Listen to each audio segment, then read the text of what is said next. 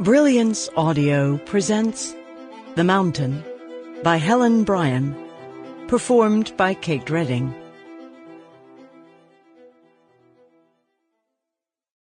Prologue.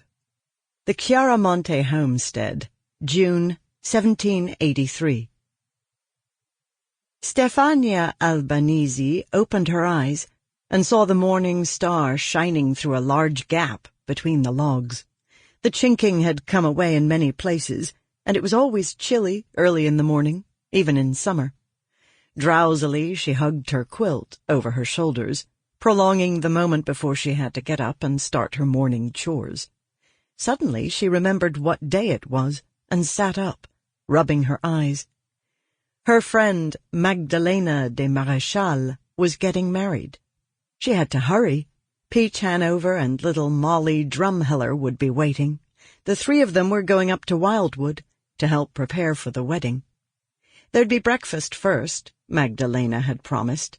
Stefania and her mother usually had only a bite of cold corn pone and some sumac tea in the mornings, but at Wildwood breakfast meant bacon and coffee, perhaps even pie.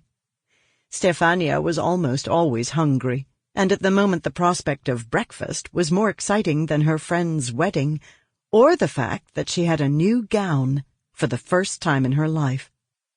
She threw back her quilt and rose from the cornhusk mattress. She splashed cold water from a bucket into a cracked basin and washed her face, then pulled on her patched homespun dress. She gave it a tug.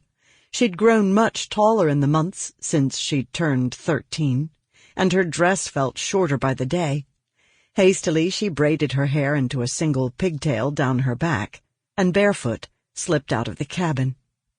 She dragged open the sagging door of the small barn and milked the 2 old cows.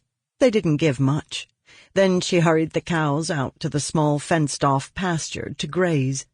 The cows lowed in protest at being driven outside so early. In the next field, horses whinnied and came toward the fence. Unbolting the door to the chicken house, she wrinkled her nose at the smell. It needed cleaning. She'd do it tomorrow. Hens penned up since nightfall for safety against foxes and mountain lions came out clucking, while the rooster flapped his wings and crowed half-heartedly. They pecked around her bare feet for stray grains as she filled a bucket from the nearly empty corn crib for the horses.